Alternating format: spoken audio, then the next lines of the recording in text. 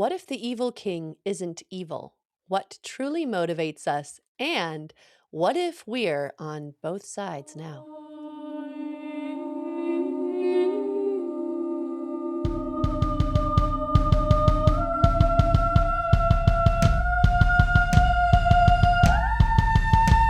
Welcome to Mythic, a podcast for fans of fantasy and myth who want to live a rich, fulfilling, and magical life. I am your host, Mary C Kehoe. And I'm your co-host, Carolina Carter. All right, let's get into it. We are still in City of Brass, and today we're going to do a deep dive on these characters. Yay! Yeah, before we get started this week, I was watching some YouTube of other YouTubers who are talking about books, and so many of them are so big and effusive, and they're giving you all the news today.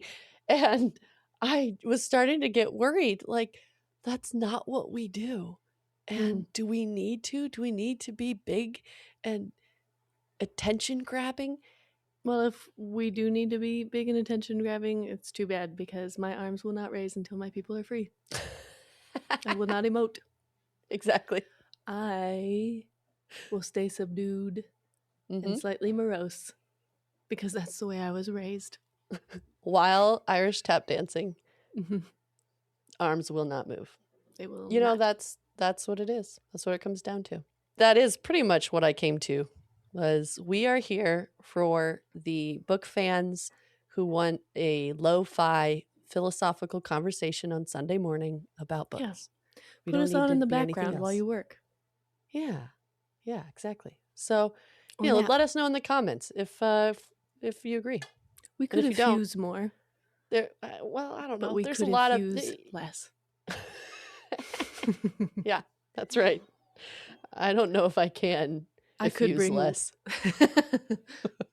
If you notice that I am in a different area, yes, I'm changing the topic. She's been kidnapped. I've been kidnapped. I am not at home. I am watching dogs, and it's adorable. In So an I'm in undisclosed location. an undisclosed, very adorable location. Mm-hmm. So let's get right down to it. Yeah, let's get talk down about to these it. characters. Yes. So, in continuing to read this book, I realized why it is that I was having trouble months and months and months ago in finishing the second one of this series. And it's because the author does such a great job of making us feel for everyone. And already in the beginning, of this series and still in the first third of the book, you can already see that clearly things are going to come to a head in some way. These characters don't have the same worldview. They don't have the same idea of what a successful Daevabad looks like. So it's something bad's gonna happen. Mm-hmm. And I understand. What I love about this book is that you understand where everyone's coming from. And that's why I asked, what if the evil king isn't evil? I think so many books I find them easier to read. Mm-hmm. But when there's clearly a bad guy who's bad, and you're like, yeah, we're gonna face this person, and then it'll be good. Like, we'll get rid of the evil, Mm-hmm. and we can continue on. It's very clear cut, and even when it's a complicated character, you can still see very clearly who needs to go. And in this one, as you get to know the king through Allie's perspective, through the prince's perspective, you see that he's a hard person as a father, but then you see him as a king to other Jinn, and he's great.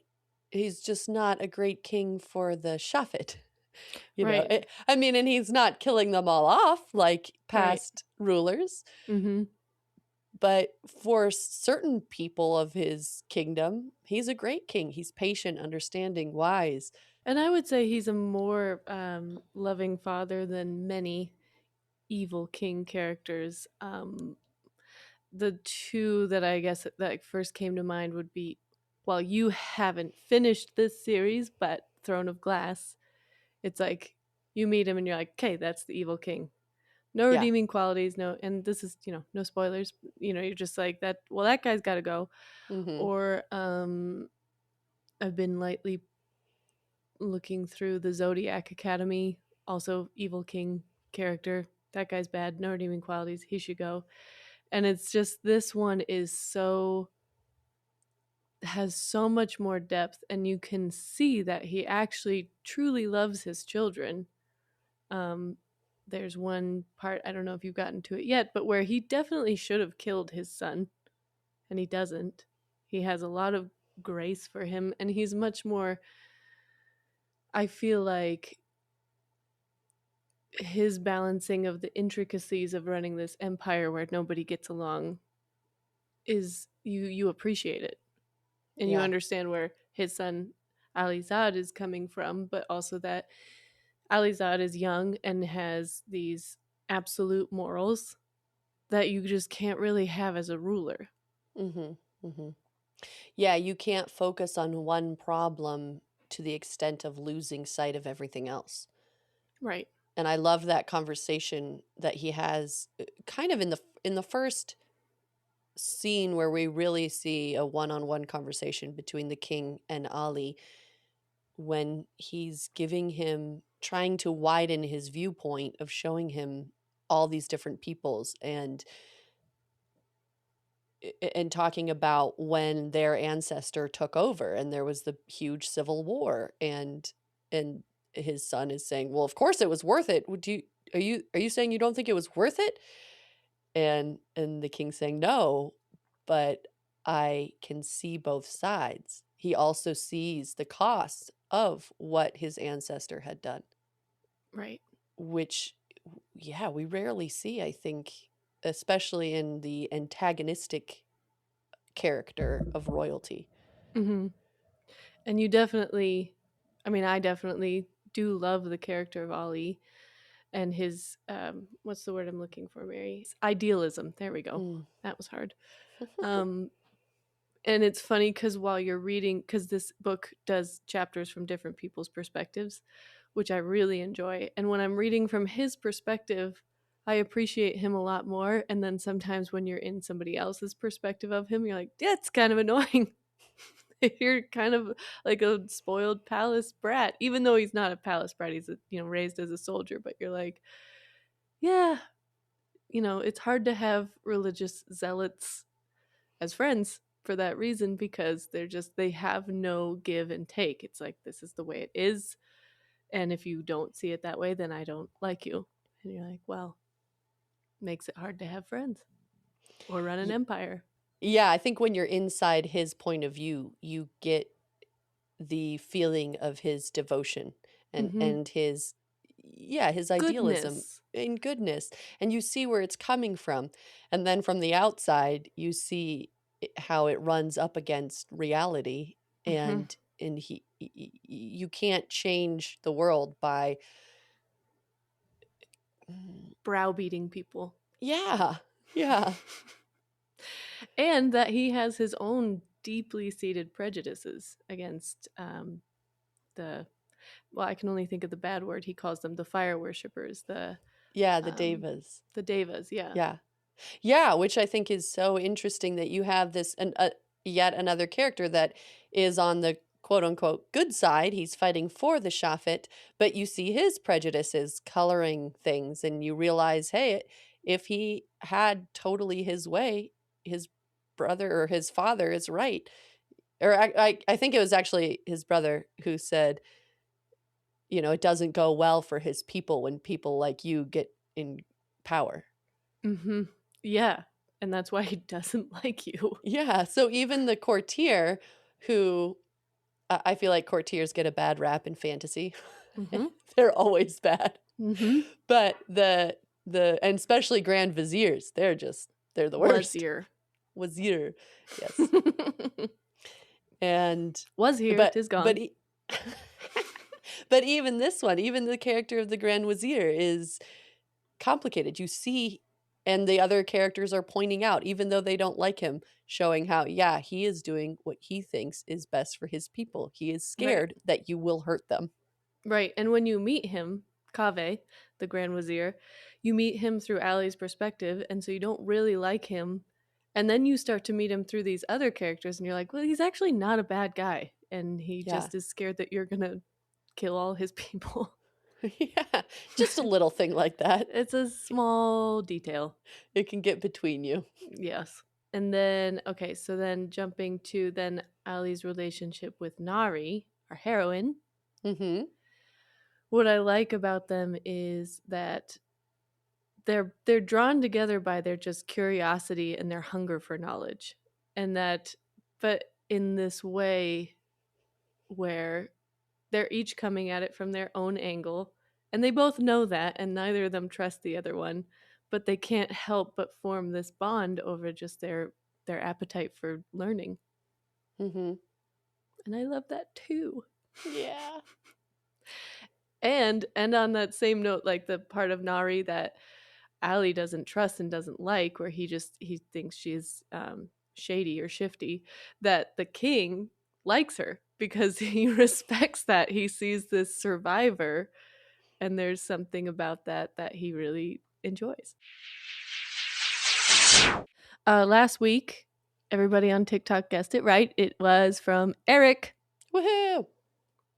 Now for this week's Discworld Delight. Do you intend to kill me? What? Oh, no. No. This is just, kind of a habit. Just keeping in practice. So, where are these brothers? He grinned.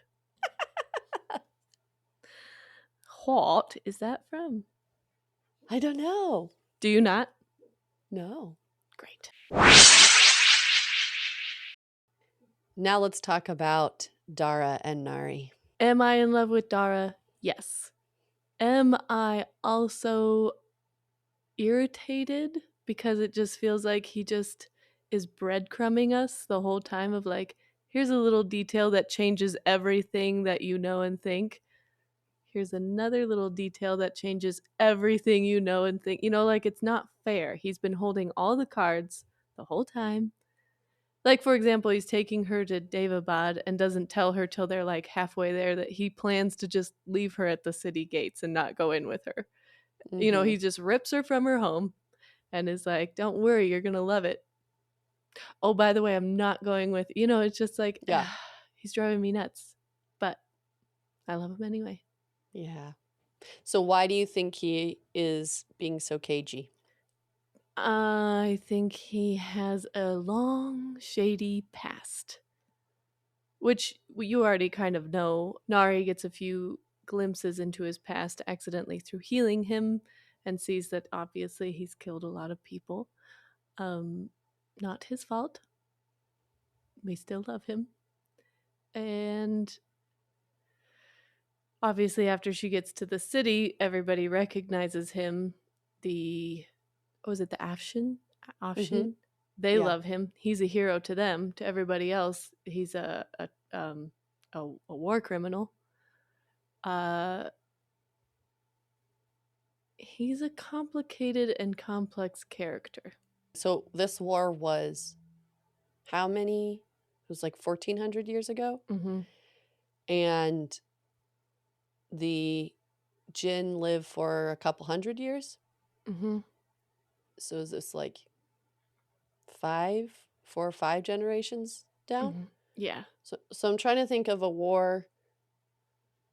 Like, is that the same to our generations or lifetimes as like the Revolutionary War? Math-wise? Someone math this. Maybe we should have done this part off camera because doing math is not my strong suit. Let's just assume it would be it's like the Revolutionary War. Yeah. They recognize him from those tales. So it'd be Right. like if...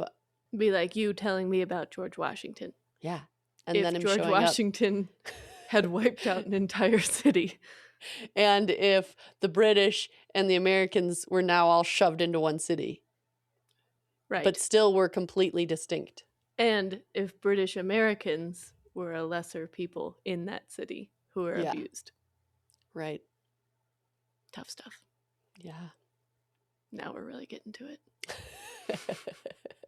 So then there's Nari, who is, I want to say, on this journey of self-discovery, except for kind of not, because I feel like she still doesn't believe that's who she is, and has this sort of like, I feel like she's got this one foot out the door mentality of like, well, I'm just going to steal some stuff and get back to Cairo eventually. Right. She has not embraced this idea, this new earth-shattering idea of who she is, Mm-hmm. which I can totally understand in thinking about you're entering into this these factions of jinn who all hate each other, Yeah.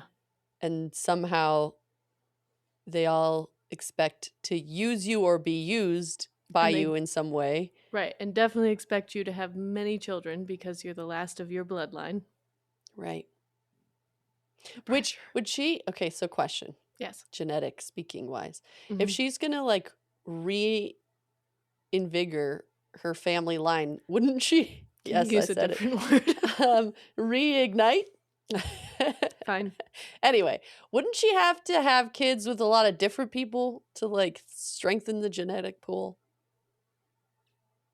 But then would Yeah. they have to then have kids with each other? Would you like wait a few generations and then I don't know, like because it's all Yeah. coming from her. Well, you got to start somewhere. Yeah, it's not great. Well, maybe they just hope that, well, I don't know, Mary. I mean, I guess it's just if she has a lot of kids and then they have kids with other Other people, people that and the then like magic 3 can generations spread. down the It line, won't be they like like pure blooded, yeah, but they'll be there. It won't right. have, okay. Yeah. And magic works differently. You can have it like suddenly show up very strong, Yeah. you know. It's not like it's like genetics It where doesn't get you know, diluted. It's yeah. it's like we've had this same nose for 500 years. Yeah. Exactly. Until next year. Just kidding. No. I'm just kidding. I don't know if you're to this part yet, but the thing, she's cracking me up because she's not doing the rituals that she's supposed to do as a Nahid. And Mhm. she's like, because it doesn't matter. I don't, it's a little blah, blah, blah. And I'm like, you got here by doing a ritual you didn't believe in and it worked.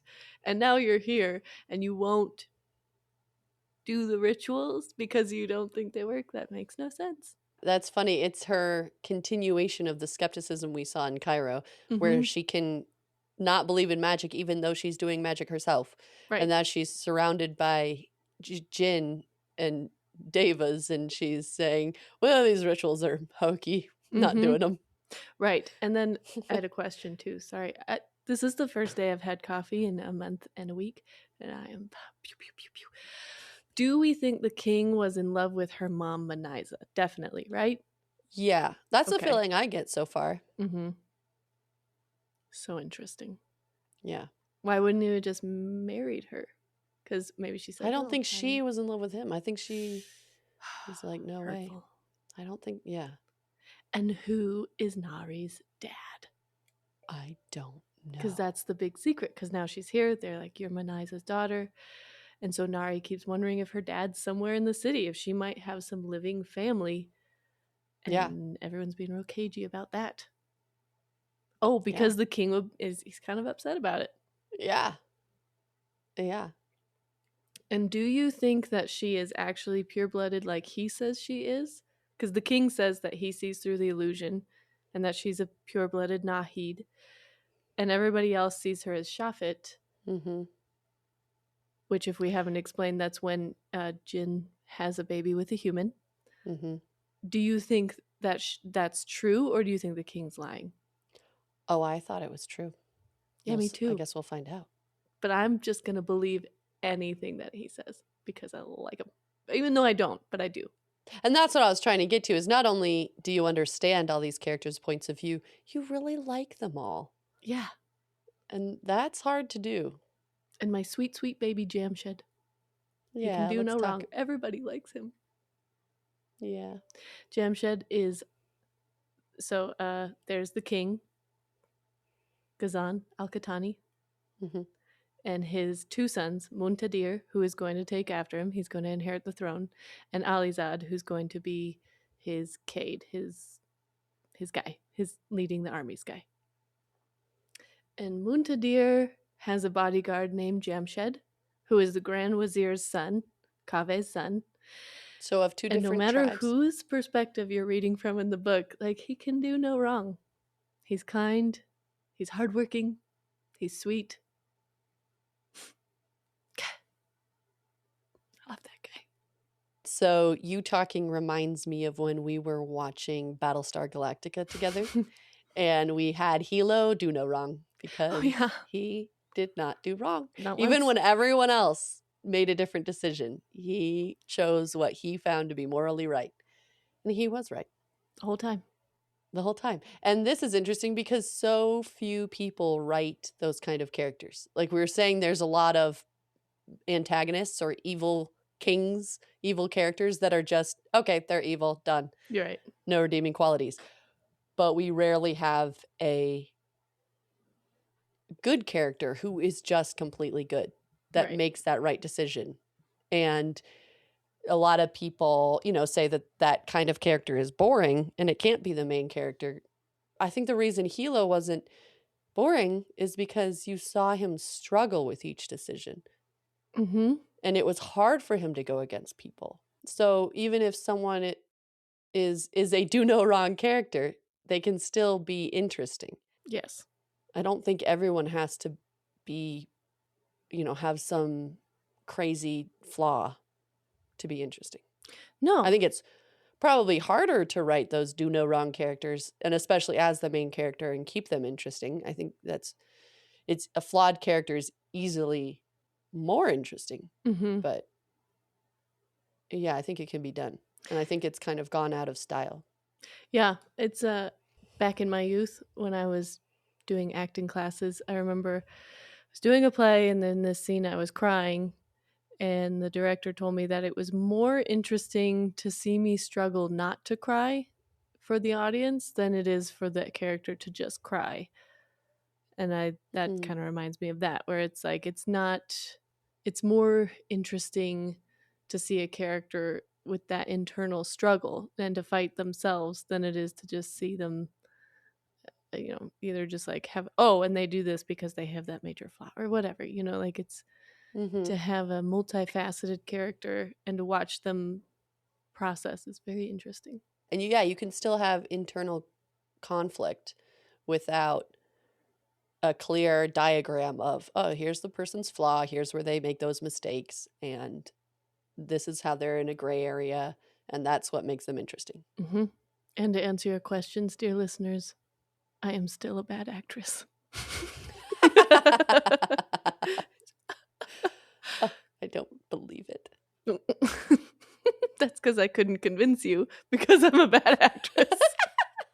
I know. What we needed to do is you do all the singing and I do all the acting, and we would have been a perfect performer. We would have been a double threat.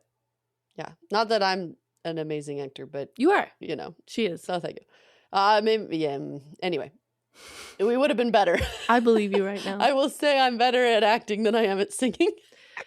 I will say that I'm better at singing than I am at acting. See? Together we'd be unstoppable. Oh well. Oh well. Here we are podcasting. And not singing. What? Although we did get a little jingle out of you. And beg your pardon. All right. Maybe we should move on to sparks. Yo, spark of the week. Yes. Okay, my spark.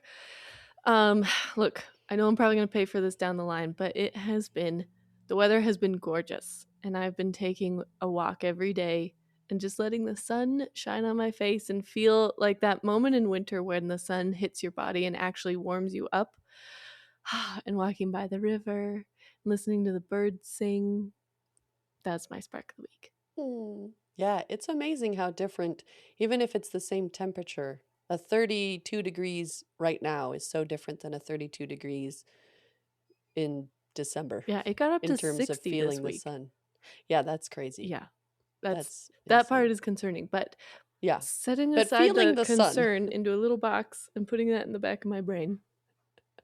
Yes. I've been enjoying it. Well, because you do feel the sun every spring. Yes, it just spring usually doesn't come in February. Yeah, that's the difference. But moving on, your spark of the week. All right. My spark is okay, we're going to do some real talk here. Okay. Because my spark is coming here to house sit. I didn't have all of my supplements and everything, my the vitamins and all that sort of thing. And I definitely noticed because I got to Oh, run home and grab all the things. So for those of you out there who also have to take things to be alive. yes. I really My that B12 first morning. strugglers. Yeah, yes. Anyone else out there with pernicious anemia? Uh, I that first morning of having taken things the day before, it was such a difference. I was like, "Oh, I'm resilient again." Oh, Mare. So that was my spark of the week was realizing that uh, sometimes it is just biological reasons and it's an easy fix. Yeah. That's beautiful. Thanks. It's like when I'm cranky, I just have a glass of water, take a nap, eat something. Right. You'll be Eat all right. something. Yeah. So next week we'll be continuing on with City of Brass. If you haven't bought it yet, you can at our link down below and support indie bookshops and the author and us. And come on and read along. And if you are on the hunt for your new favorite author, you can download Mary's short story introducing you into her world for her upcoming book at her website, maryckehoe.com. Oh, that was lovely. I Thank was you. all prepping myself to say that. I'm just going to have I you got say it you. every time. Yeah, that Oh, was sure. nice. All right. Well, thank you for chatting with us. I hope you are having a wonderful day. And we are so grateful to be spiraling through the universe with all of you. It's not always easy, but no good story ever is.